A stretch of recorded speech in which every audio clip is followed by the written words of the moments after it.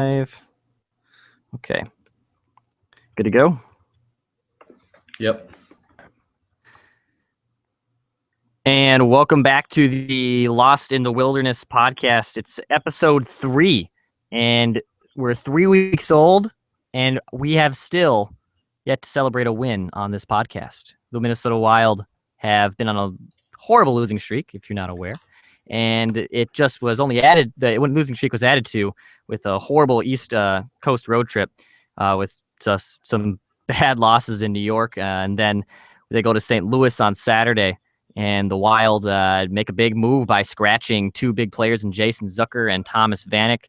And even though they pounded out 39 shots, and I want to start with the Granlund Pominville line. I mean, those guys had about 18 shots on net. You just couldn't get anyone to light the lamp of anything to take away from that. And there's a lot of takeaways that we're going to get into. But I guess my first take for you, or what I want you to take, is do you think that line kind of responded well, even though they weren't able to score any goals and we just scored one? Do you think it wasn't that bad? Do you think it was a pretty good response, though, for them? Oh, I think I felt like it was a pretty good response. I think the issue is that, when our offense gets back in gear, all of a sudden our defense falls apart, or our power play pulls it together, our penalty kill, goes by the way. I thought the offense was fine, or the chances at least generated was fine by all lines. I thought everyone kind of stepped up when they realized, anytime you remove guys like Thomas Vanek or Jason Zucker from the lineup, someone's going to have to take a step and try to fill that void, and they did that. However, the penalty kill completely. The special teams was abysmal that game. Yeah, the penalty kill is what costed the Wild, obviously, that game in St. Louis.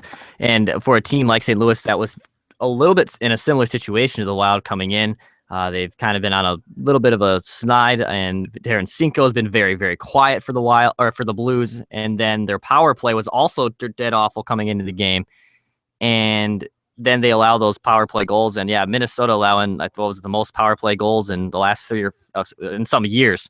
So yeah, painful game to watch. And, the message obviously was that Thomas Vanek and Jason Zucker were scratched. And my next question for you, I guess, would be, do you think that was the right move to scratch those 2 players? I do think it was the right move to scratch those 2 players. I know a lot of people kind of called for Granlund. However, if you're going to remove Granlund, you got to put someone else at center, and we just don't have that depth right now. Sadly, I do kind of like moving him down the lineup. I like the Pominville Nino Granlund line. I thought they kind of generated some good chances. I like that line quite a bit, and then I also like the reunion of the Prazy Coyle Koivu line from a year or 2 ago. I thought that line gelled really, really well. And then, the bottom 6 was so interchangeable the rest of the game, it really didn't matter who was on it. Now, I tweeted this out, and I think this is important to follow tomorrow against the game in Dallas, is I didn't expect us to win against St. Louis. Granted, the past couple of games that I've turned on, I haven't expected us to win with the way we've been playing. I'm interested to see how the whole team, not just Vanek and Zucker, but the whole team, how they respond now.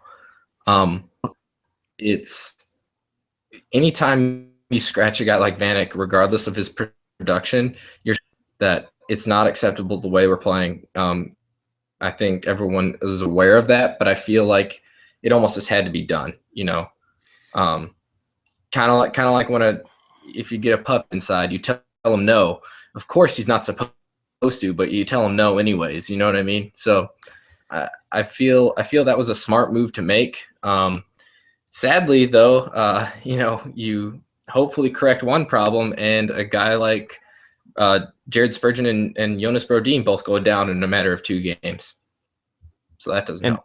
Yeah, that's the scarier part, I think, is the whole fact that they lost Jared Spurgeon. And Mike Yeo was, quoted saying that if he's coming out of a game, it's pretty serious. He's a pretty tough kid. He's smaller in stature, but he's got, it's not the size of the dog, it's the fight of the man. And Spurgeon is a huge part of the Wild. And yeah, with losing Brodin, just days before that, and then you lose Jared Spurgeon in the same game. And if the Wild were indeed going to even try to trade a player, which we don't think, but if they were opted to do so, well, you kind of just lost, a good opportunity to make the trade because you had two guys that Absolutely. did bad luck injuries. Absolutely. Yeah. And I mean, luckily, I think Michael Russo reported that the Spurgeon injury is just a deep bruise. So he's doubtful for the Dallas game, but he's not going to be long term, which kind of stinks, actually, because, they brought up Grailvek to, insert a spark into our lineup, and now they have to send him down because if Spurgeon's not going on the IR, that means there's no cap relief. Therefore, Mike Riley has to come up to fill that Spurgeon void for a little bit. And even not to even cut you off. Yeah, Not to cut you off, but I mean the bigger roster spot is the fact that Nicholas Backstrom is on the roster. And we have 3 goaltenders. I mean, at the end, if you want to be nitpicky, I mean, you start right there. For the fact you have 3 goaltenders on your roster, and obviously, but there's nothing you could do there. Nothing you could do there.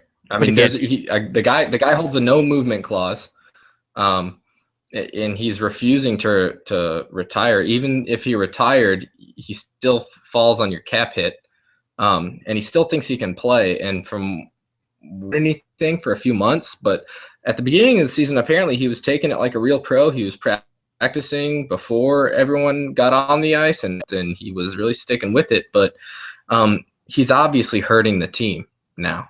Now he's clearly a liability. Exactly, and that's that's the benefit of the doubt. And now I'm kind of sick of him. So,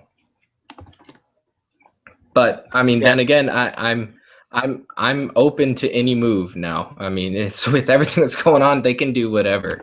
I'm not so sure that Backstrom being on the team is what's holding us back. At the same time, if you bring up a kid like Grailvek to insert into your bottom 6, and now you can't because of cap constraints, that's when the Backstrom issue comes full circle.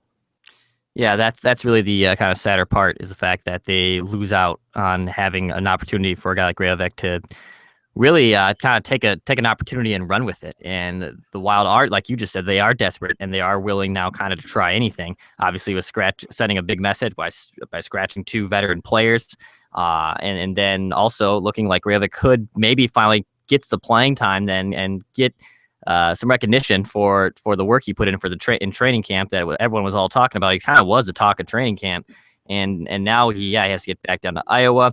On the other side, I mean, I am excited to see Mike Riley, as someone that, well, doesn't necessarily love the Gopher hockey team. I'm a big fan of Mike Riley. He's a great dude, and looks like to be a really good hockey player. So I really like to see him get some minutes. I guess that the takeaway on that is we're not playing very good defensively. So let's give Mike Riley a boost. And with him and Matt Dumba, I mean, they got 2 young anchors again that could be possibly played a significant role in the power play. We saw how many power play line jugglings and how many 1,000 times Mike Greenlay said that this is a new power play unit, and you might even see Mike Riley getting a chance in the power play unit. Yeah, absolutely, you might. I think Spurgeon scored that goal against New York. Was it New York? I believe it was New York on the power play. And it was kind of like, okay, this is what he's supposed to do. And it was kind of like, all right, now keep him on there. I'd like to see that stay. I know that they're kind of doing a revolving door for all lines just to get something going. But it's like I said earlier, it's almost like they fix one thing and another thing goes by the wayside. And sadly, with Jonas Brodin being hurt, now the option for a trade is totally out the window compared to when we used to, maybe have that possibility off in the distance. Now it's just, now the answer has to come internally, which is tough with the way the team has been playing. Yeah, it is too bad. And when not back to the Gravic thing, but the fact, we saw him on a line this morning with Parise and Coyle. And I mean, that had some potential. Koivu didn't practice today, which is a little surprising. I don't know if that's maybe a mental health day. I don't know if that's just I think a maintenance day maintenance day, maybe. and that Yeah, could he's very well be expected to the play. case. Yeah, and Miko with Parise and Coyle, with the way Coyle is playing, and I know ZP just it's been tough to watch, and I don't think it's necessarily he's snake bitten. I think he's truly injured and playing through a lot of pain right now. We know how hard he plays. We know he's a grinder on the ice. Yes, he's a goal scorer, but he's not a natural goal scorer. He's just going to push the puck in every single time. He's going to outwork you and get the puck in, not just in the corners but in the back of the net too. And if you're hopefully able to get him going, that would be great. And Koivu with Coyle too. I mean, we've already been talking about that in the podcast. Those two have been really gelling well together, and you'd hopefully like to see that line finally start to wake up a little bit here. Yeah, absolutely would. I agree. I think he's hurt. He's definitely not, he's battling, but I almost wonder if it is just a snake bit because he's hurt. I'm sure, everyone on the team is playing through something right now. But he had so many chances, and you just see the frustration on his face against St. Louis.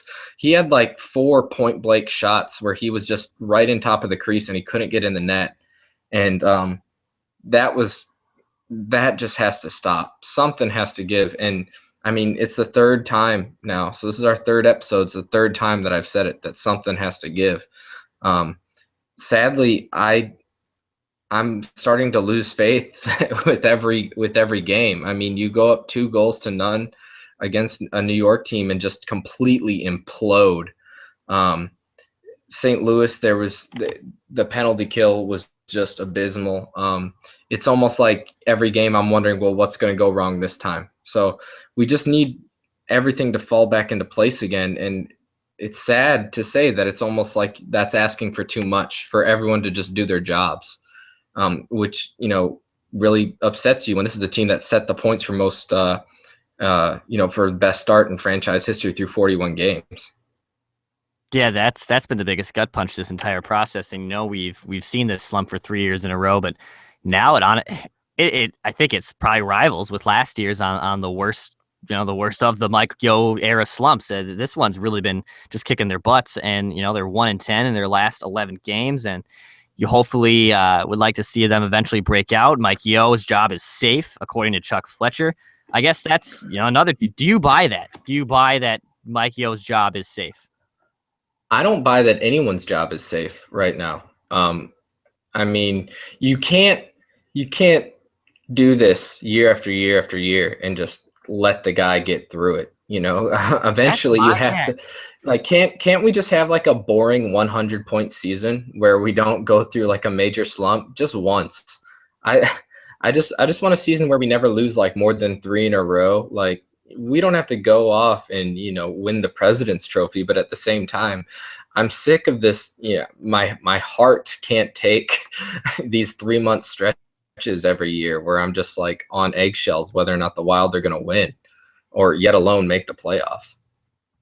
Yeah, that's everyone was saying it too, even through the 41 games when they had their best start in franchise history. Everyone said, "All right, it's late December, it's near the holidays. Where's this Wild slump?" And I think everyone was in consensus that well, it's not in Minnesota culture. Well, we're not going to talk about it because it's a bad thing. And then it happened, and we're in the midst of it. We're 1-10 in our last 11 games after having a stranglehold on the bottom of the Western Conference and literally knocking on the door of being a top 3 seed in the division. Now they're still on the outside looking in. Yes, there's still plenty of time to make it up. But yeah, man, Mike Yo, I don't buy one for 1 second that his job is safe as of right now at all. And he sent a message by scratching the players. We talked earlier in the podcast. Hopefully that eventually wakes it up. There was some positivity after that game. I think a lot of the Minnesotan media members, though, were just kind of just sick of and a lot of the Twitterverse was sick of the post-game press conferences of, well, we're going to take a lot of positives out of this, And yes, there were some positives to take out of the loss to St. Louis. Even a loss is a loss, man. I know it's not getting points at this late in the season is crucial, but there were positives I think to take out. And for now, I know it sounds bad to say, but because we've lost 10 of our last 11, but I think you got to ride out the storm right now. I like the way they responded on Saturday, and if I think they're going to get there, I think they're close to getting, for the lack of a better word, their shit back in order for this next week. I think it's over. It's done with. I think they're knocking on the door. I don't know. I'm a little more skeptical. I don't think when something this bad happens for this long, and it's not health related. It makes me very nervous about the state of the team. I don't, with the way that every game kind of turns into this Russian roulette of how we're going to decide to lose it. That doesn't strike me as a playoff team. I said that last week.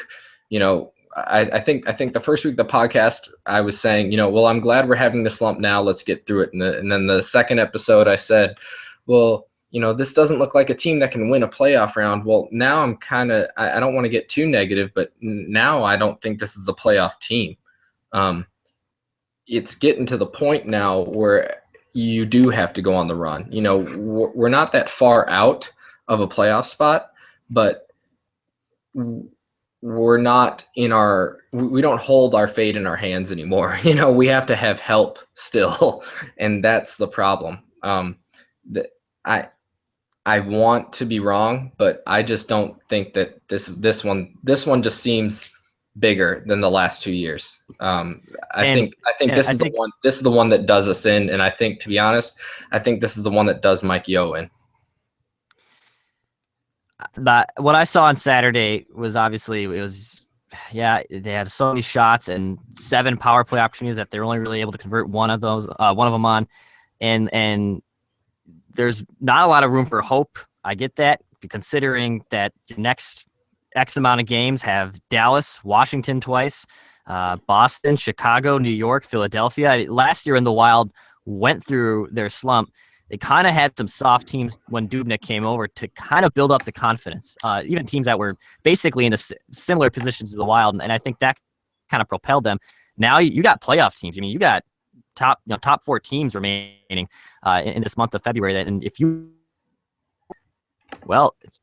these are the guys to do it against. And if you can win now, I don't think people are going to, I think people kind of start to forget about the whole horrible slump they had. It's just been it happens every year. And I think that's why it's so memorable. It sticks out to us. Here we go again. And last year, yes, we still remember the slump, but we remember how great the Wild played after they got Dubnyk. And what I saw on Saturday, even though they were only able to score just 1 goal, I liked what I saw from the Pominville line. I know he had 8 shots on net. Nino was also, I think, in double figures. I liked what I saw. I know their penalty kill is really just what killed them on Saturday. If you want to prove it, let's do it against Dallas and Washington these next 2 games. Yeah, but like you're saying, I mean, those are 2 really tough teams. Dallas, I feel much more confident about beating than Washington. I'm starting to believe a little bit in Washington that maybe this is their year. Yeah, they do. They really do look like the team. They look every bit of the team that they were expected to be when Barry Trotz took over a year or 2 ago. And I think if we can get back, the thing is, the whole thing is every year it's, what do we need to fix? What do we need to fix? Last year goaltending was bad. And, once Devin Dubnyk showed up and kind of showed that he can provide this relief and guys didn't have to cheat back on the back check because they were worried that we were going to have to score 4 goals a game to stay in it. We started to flourish. Well, now it's almost like everything just needs to get dialed in. Everyone needs to just kind of focus on getting their game back. And hopefully, this Vanek Zucker scratch kind of woke everybody up. That's what I thought was going to happen. I didn't think we were going to score a ton of goals, but I thought we'd maybe be stout defensively. And we obviously weren't. But I like to think that if we're gonna do it, if you're gonna break out and we're gonna break out against these good teams, that's great for your confidence, and hopefully that can carry over. But it's gonna be a tough battle because there's a lot of teams that we should have beat already that we haven't been able to. Yeah, you'd hope that Thomas Vanek and Jason Zucker help supply an offense after Parise didn't look he was looking hurting on the ice, but what you saw from the Granlund and Nino and Palmer line, if you get Zucker and Vanek going, all of a sudden it might look like there's something there. The bigger problem is with Grailvik going down, and are you going to probably move back up Eric Holla to center a line with Thomas Vanek? That's what we saw today in practice. That's what was reported. I guess I should say today in practice. And last Saturday's line of Ryan Carter and Justin Fontaine, and I know first I don't want to go on Justin Fontaine, but this hidden jewel of Justin Fontaine, Chris Porter and Jarrett Stoll. I mean, this looked more like Jacques Lemaire 2004 esque hockey lineup. Absolutely. Yeah, Alexander Daig might as well have been centered by Wes Walls and Jimmy Dowd. That's the offensive output on from that line. I don't mind seeing Eric Holla in the lineup. I don't mind Jarrett Stoll in the lineup. I like that you can kind of interchange those two on the third and fourth line. And then obviously having that depth by placing Vanek on the third line helps. But every week I'm harping on Justin Fontaine. Even Mike Yeo said at the beginning of the year that he expects him to take a jump finally and to play to his potential. And it's just not going to happen. But at the same time, you reinsert these guys in the lineup. I like to think that the depth isn't the issue. Obviously, defensive depth is now clearly, but forward depth, I think we're fine. Even without Grailvik, I still think we're okay. I like having him in the lineup. I like having Halla on the wing compared to center, but I'm still okay with it. I'm definitely on the Halla bandwagon. I think he gets a bad rap. But yeah, now, like I said earlier, you can't make a trade, so you have to make a move. Internally, something has to give, and hopefully, I've said it before and I'll say it again. Hopefully, someone does and just these floodgates open. But then again, I had that thought process during the Rangers game. We were up 2-0, and I thought we were playing great, and then we collapsed. So I'm literally just at a loss now with this team. I mean, I don't know what it is to do. I don't know what the fix is. I've heard people say, well, hey, now we can, Brodin's hurt, but you can trade Dumba. Well, if to anyone who says, trade Dumba, I'll ask you this. Would you have traded a 21-year-old Marco Scandella? Because if you look at 21-year-old Marco Scandella's numbers, they weren't exactly eye-popping. I'll put it that way. I think he was negative 21 in one season. So you don't trade Dumba. I can't get rid of that enough. I can't say that enough. You don't trade Dumba. It has to come from inside. I believe that Parazy's a little hurt. Sure, everyone is. But button up. I'm paying you $100 million. So tough. And you haven't played a full season for me yet. Yeah, and that's a really good point, because I was thinking about that too. And we talked earlier in the podcast that it just Parise looks hurt. He doesn't look like the player he is. And you break it down. I guess I don't have his numbers right in front of me, but I can guarantee he's missed at least 10. I would say 10 games or so over every year he's been here, and they've been spotty. They've been maybe just 2 or 3 games here, or there was a lengthy stretch where he might be out a week. But he hasn't necessarily stayed on the ice, and for someone that really wants a guy like Mikko Koivu to take this really big offensive step, but other than a few years, like 4 or 5 years ago, Mikko Koivu's been in the lineup every single day, and Zach Parise, even though yes he's worth every penny when he's healthy on the ice, but he hasn't necessarily played a whole lot of games with the Wild. It's 74 games the Wild last year, 67 the year before that. Obviously, in the lockout year, he played every 48, but he just doesn't look like himself, and I think that's what's hurting. It's really hurting the Wild, and it's how do you manage trying to let Zach Parise that you need to take this time off? You clearly need to rest. It's the same thing. Mike Yeo is not going to let Ryan Suter come off for a power play. I don't think he's going to be able to have the stones to tell Zach Parise that you can't play tonight. Well, I think no one tells Zach Parise when or not he's going to play. But I think another thing is his style of play. I mean, he's not a big guy, and he gets down in the trenches. He's going to work hard. He wins puck battles. It's not like he's getting down on the corners and losing. He's winning these puck battles. But I mean, he's 31 years old, and I wonder what the toll is there. Not to segue too far off Zach Parise, but since we're going to talk about $100 million contracts, Ryan Suter, not coming out for the power play. I'm not too upset about that because I don't think that it's a problem that Ryan Suter is on the power play. I like that he's been shooting the puck more. I've been noticing on the power play, which is good. And I don't think that there's a number one option. I like having him and Dumba on the power play together instead of the four forwards on the top line of the power play. But it was kind of funny to see everyone up in arms that Ryan Suter dictating when he comes off the ice. I'm going to tell you this right now. Just about every star defenseman on any team, whether it's an NHL or your high school league, is going to say whether or not he's coming out for a power play.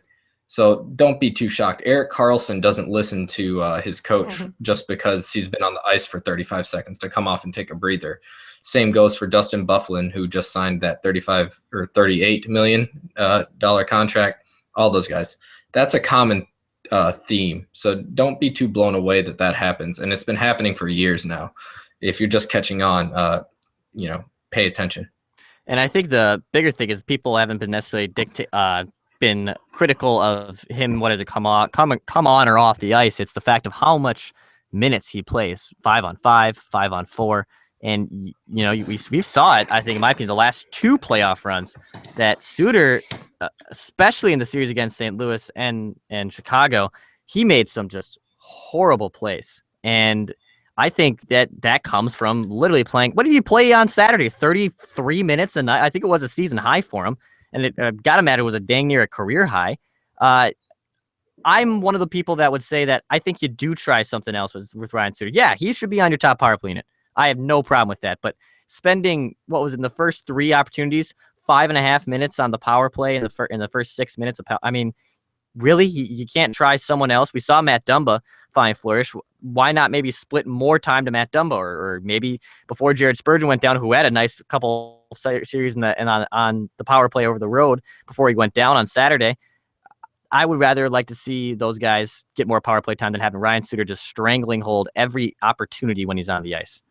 Well, I think a lot of that is the comfort level Mike Yeo has. He understands that Ryan Suter's going to play a lot of the game, and if he's going to force him to be out there for a minute 30 on a 2-minute penalty kill, Ryan Suter wants the option to be out there for a minute 30 of power play time as well. I once again, I don't have a problem with it. Yeah, sure, mix it up a little bit, but I don't think you reduce his time. The power play is so broken. You don't take away a weapon like Suter is. I think people misinterpret how offensively gifted he is because his numbers don't exactly pop. But you don't take away a weapon like that off a struggling power play. Well, we have a question here from someone that sent me a text message, and he wants to know, his name's Tim, listening. Hi, Tim. And he wants to know if Zach Parise and Suter's contracts, and even I think you can lump Mikko Koivu in there as well. Do you think these contracts are going to hurt the Wild when they're trying to attract a young center? I'm going to answer that question pretty quickly. Yes. I think that is the toughest part they're in right now, because I've been harping out the most. The team is so strapped for a center. If they had, we talk in our wildest fantasies of the Ryan Nugent-Hopkins, the Matt Duchenes, even a Paul Stastny, a veteran guy that's kind of been around a little longer. That was the big thing. Well, now forget about the 33-year-old, forget about the 29-year-old coming into his age 30 season. Let's find a young cat. The guy we thought Mikael Granlund was hopefully going to be. And I think the best way to acquire that center is going to be via trade, whether that comes tomorrow or whether that comes on July 4th. I think that's going to be your best route. I don't think you can necessarily attract a 22 or 24, 25-year-old center that's not locked up, which is pretty rare to have a young center that's in the open market. I think you got to do it via trade. And also, I think you can't try to bring in the Jason Pominvilles and Thomas Vaneks, not necessarily entering their twilight season, but having more bad years ahead of them than the previous years. I think that's got to be your first answer. I don't know what your take would be, but I think it's got to be via trade because it would just be so hard to try to acquire that through the money. Yeah, I mean, I'll agree that obviously anytime you have contracts with that big of a cap hit, they're going to hinder you, but there's a give and take there. I mean, that's what you have to pay guys like Parisi Suter and even Koivu. I know people don't like him as much. Obviously, I've stated my affection for him, but if you want a young center, name one. I'm gonna tell you right now, there's no UFA unrestricted free agents that are coming out this offseason. There's restricted free agents like Nathan McKinnon, who, sure, if you want to sign him, it's going to have to be like a deal like Toronto gave to Phil Kessel, where Boston got their next 3 first-round draft picks. And that's not something we can afford to do because our cupboard's already so bare with our prospect pool. Sure, it hampers us, but that's kind of just the nature of the beast. You look at any successful team, they've got a couple contracts on there where they're paying guys a nice chunk of change in order to perform. LA, Tampa Bay is going to have to do it with Steven Stamkos. All those teams. That's just kind of the way it is. So does it hurt us a little? Can we get through it? Absolutely. Yeah, and by the way, we're the whole Steven Stamkos, this magical fantasy that people have of Steven Stamkos maybe finding his way on this team. Comical. Ain't gonna happen. Yeah. Oh my God. If another person asks me if Steven Stamkos is gonna join this team, I say yeah, sure. Right after I do. If there was not a salary cap, sure. If there is not a salary cap in the NHL, I think then I think the writing would be on the wall there. And I think Stamkos would probably love to play, like would consider playing. I wouldn't say love, but would consider playing here more. And that goes back to answer Tim's question of what do these are the contracts that the Wild have signed right now hurting them trying to find a center, period. Yes. Finding a young center, I think is got to be the case. And as you mentioned, not a lot of free agents coming out that are centers, and ones that are again in that 30-year-old season. Steven Stamkos, who's 26, is obviously the most attractive one, but you got guys like David Backes and Chris Kelly, Brad Richards from Detroit, Andrew Shaw. Maybe you take a flyer on an Andrew Shaw, sure, but it's going to have to be via trade if you're going to want to get him. Yeah, it's definitely going to have to be through a trade. And if you want it this year, it's going to have to be an Eric Stahl, or a Yuri Hudler. Even I mean the trade pool is so minimal. I don't know. I almost wonder like a Cody Hodgson. Nashville kind of took a flyer out on him after he's bounced around between Buffalo and Vancouver, and he hasn't panned out to be the player that he was expected to be. I almost kind of wonder if someone can come and pick him up by someone. I mean Fletcher. And just kind of insert him into the fourth line role. He's so offensively gifted. I almost wonder if you put him in that high usage environment, if that would help. I'd kind of like to see that. I don't know what cap space. I think he was signed to like a $1,050,000 deal, so I don't know what the status is there. But yeah, there's not a lot of options, especially outside of our division. David Backes, he's a 31-year-old center. He's a pending unrestricted free agent. St. Louis isn't going to give him away. Yeah, it's tough. It's tough right now. The free agent market is so thin, and I think Fletcher realizes that. I think he sees that the pool isn't as tantalizing as it has been in years past, and so that's been another reason why he's probably held off. He doesn't want to overpay. But yeah, someone just has to step up. I mean, this dead horse keeps on getting beat, but Ryan Nugent-Hopkins is hurt. Matt Duchene isn't getting traded here anytime soon. Steven Stamkos is definitely not getting traded here anytime soon. It's going to have to come from within. And I'm sorry, Wild fans, but you just need to buckle down and try to support somebody because it's someone who's already wearing a Wild sweater right now. Yeah, that's got to be the answer. It's not worth trading away more draft picks. And as of right now, I just Don't think it's worth at this point trading a Dumba or a Spurgeon or a Scandella or Brodeen, whoever the heck you want to trade. I don't think it's worth it. Do you revisit this question in June, July, or in July when free agency starts Oh opening back yeah. up again? Oh Of yeah. course, I think Absolutely. you Yes. Yes. Yes. absolutely revisit this question. The Wild have so many defenders, and not just that are here in Minnesota. We talked Louis Belpedio for Miami, Ohio is going to be a very good, I think, NHL hockey player. Mike Riley is knocking on the door. Yeah, he don't look.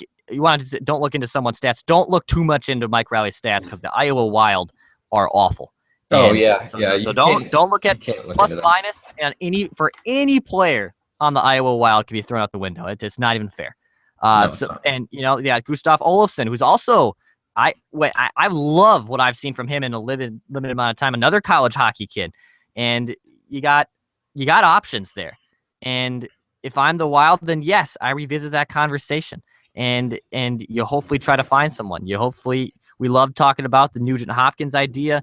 Obviously, I've been a big fan of Matt Duchene, but it's going to take a lot for that to happen. And for right now, if you're the Wild, it's so tough for a situation. And I said it earlier in the podcast. You just kind of have to ride out this storm.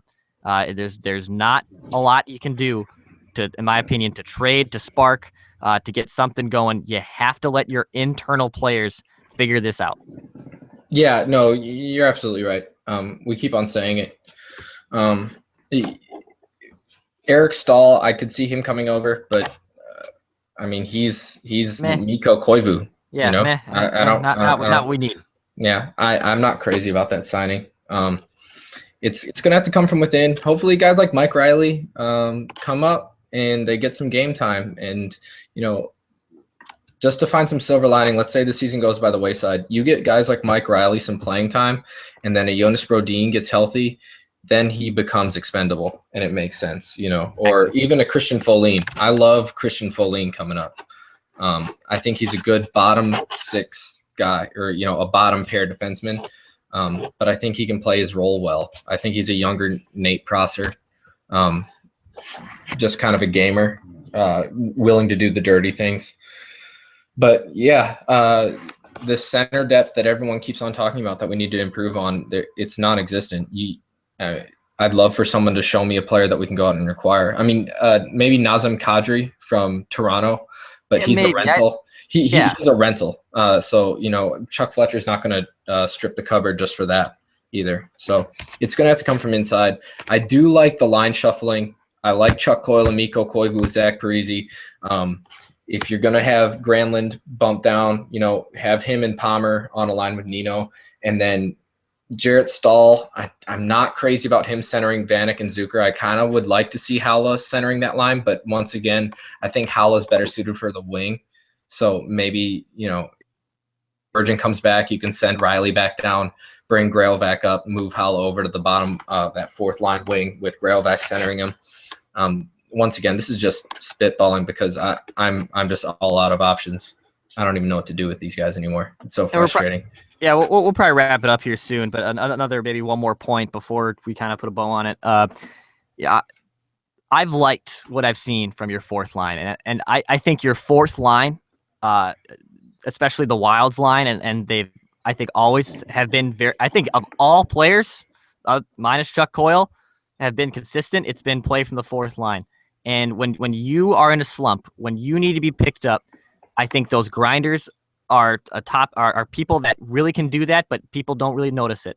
And I saw a lot of good emotion from them on the ice. Yes, you know, they're hard workers. They're not going to score a lot of goals. Jason Zucker was skating on it today, alternating with Ryan Carter. I mean, maybe something could happen, but when your team is in a slump like this, I don't look for Thomas Vanek to score a hat trick on Tuesday. Hopefully, you like to see guys like on your fourth line, like Chris Porter, like a Ryan Carter. Keep that hard work up, and hopefully that does motivate the team. I know it's embarrassing when your fourth line is kind of about playing everyone. I understand that, but if your fourth line's starting to collapse, that's just the writing on the wall. I mean, it's going to be painful to watch 60 minutes of hockey. Yeah, no, you're right. But That fourth line, that's what they're expected to do. They're expected to go deep into the offensive zone and chew up these minutes, keep the other team pinned back so that when we do come out on, when we do send out that top line, they're kind of worn down a little bit, and that's their job. And yeah, I agree with you. I think they've done a good job at that. It's the sad thing is the other guys haven't held up their end, and Dubnik hasn't been great either. I almost wonder if Kemper starts tomorrow. That's an interesting storyline. That's an interesting storyline we should actually keep an eye on to see if Kemper starts. I'm going to go back to live tweeting the games because I tried to not do it. I said I wasn't going to do it against St. Louis, and we got blown out anyway. So clearly, I'm not the problem. And clearly, our podcast is a problem. I think for the fact of wins and losses. Maybe we just need to take a hint and just stop. Who stop knows? Doing this. It's just embarrassing. It's got to be our fault. It is our fault, probably. Totally our fault. Well, yeah, I think that'll kind of wrap up the Wild podcast today. Anything else? Notes around the NHL? You know what I loved for closing out this podcast? I love Sunday hockey. Why isn't Sunday noon hockey more of a thing? Absolutely. Caps and Flyers on Sunday, and it was a great game. Great game. I want that to be more of a thing. I know people in baseball love their afternoon games, and obviously football Sunday on noon. I could see why you wouldn't do it then. Probably shouldn't put an NHL game at noon on Sunday. Totally understand that during the football season, but I think it's something that could be implemented in the second half, especially now that the NFL season is indeed over, and we have to either watch the Wild, who have won one game in their last 11, or fall into this mystical twist of fate of the Minnesota Timberwolves and their young team starting to turn it around for the 12th straight year of being awful. I love the afternoon games. Implement them more. I'll piggyback on that. I live down in Carolina where even though the Hurricanes have a Stanley Cup to their name, hockey is definitely not just the second favorite sport, but probably like the fourth or fifth. And the Sunday afternoon games I got my father-in-law into hockey, watching those Sunday afternoon games, ironically enough. So yeah, I'm all for the Sunday afternoon games without question. To wrap it up, I think the Sunday afternoon games, great idea. Push more of those, and then to segue, as a little parting words, Super Bowl champs, Peyton Manning, Denver Broncos. Hopefully Peyton goes out on top. I'd like to see him just hang it up. Nothing bothers me more than a icon like that hanging on too long. I kind of hope he takes a hint. Nothing better than riding off into the sunset with that trophy, even though he did have to beat my Carolina Panthers. Yeah, I hope Peyton does retire too. And with him getting emotional and a bunch of it up to the week and obviously in the locker room and stuff, I think it's there. He's just being the respectable player, not announcing it now. I don't think he'll Brett Favre us and go to this teeter-tottering motion and whatnot. But I'm ready. I'm ready for him to end it. He rode off to the sunset. He didn't play his best. Honestly, no, he didn't even come close to playing what we've seen from him this season, even in the Super Bowl on Sunday. But yeah, ride off. Let your literally 6'9" NBA power forward Brock Osweiler try and figure it out and rely on a defense, rely on your running game. Go good for Denver. But now that football season is over, I'm happy. This is one of my favorite times of the year because now it's the countdown to spring training.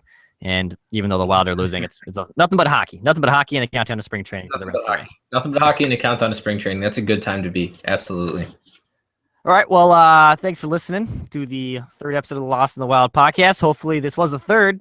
I guess we can go third time's a charm because we still have yet to win a game since this podcast has launched. So for Declan Goff, Liam, last word. Yeah, go Wild. Hopefully third time is a charm. If they win, I'll do the podcast shirtless, even though it's only audio. You can fantasize about it. So that's something to look forward to. They already do. They already do. God help us. Yeah, keep an eye on two things here at the last words. One, look for Kemper to start against Dallas. It's going to be my prediction. And also with the Bufflin signing, someone's going to overpay here in free agency for a defenseman. It's going to happen. Someone always overpays for some position every year, but what's going to happen now? Brodeen's out. Bufflin's obviously signed. He's not going anywhere. Someone's going to overpay for a defenseman. I'm interested to see who at the trade deadline coming up. Great episode. Go Wild.